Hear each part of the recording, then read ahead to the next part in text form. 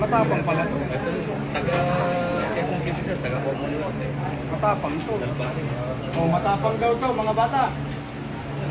Oh, alam niyo na. Ha? Pag matigas, anong ginagawa? Pinapalambot. Oh. Tapos ka na. Bawal sa Maynila. Bawal sa atin.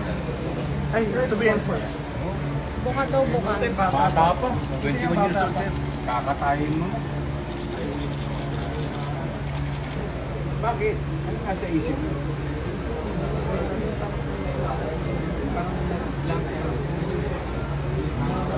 Kailan ka ulit tumira?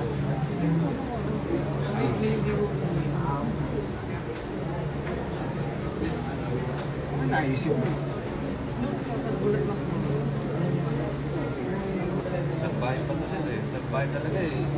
Ibabangga niya pa sa kapasalubong na truck yung enforcer. Oo nga, iipit niya. Iipitin niya pa Kaya sir. tumalog. Sinapak niya pa ng 2 beses. Salbahe talaga to.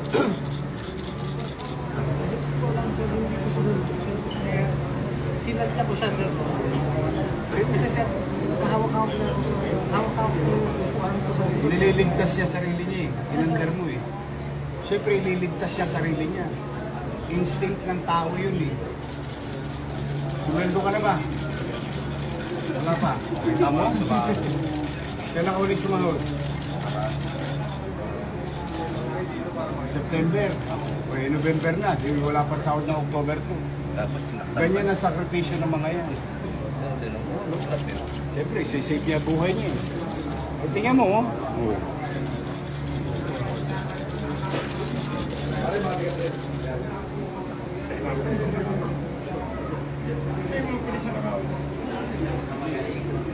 The longest na to.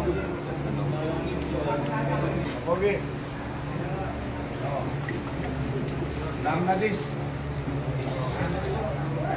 Sige. Ingat kayo.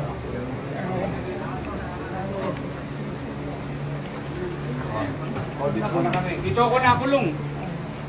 Alam niyo ba dito ako nakulong? Oo.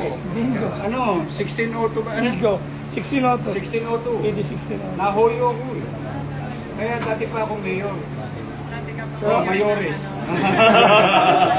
Pero awal pa yung release wagon. Na-release naman ako. At napatunayan walang Walang sayang.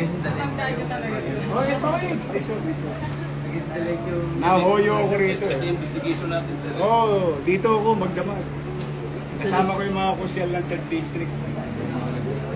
Kaya sabi ko sa mga Colonges eh, Hoy, sa labas, Vice Mayor ako ha.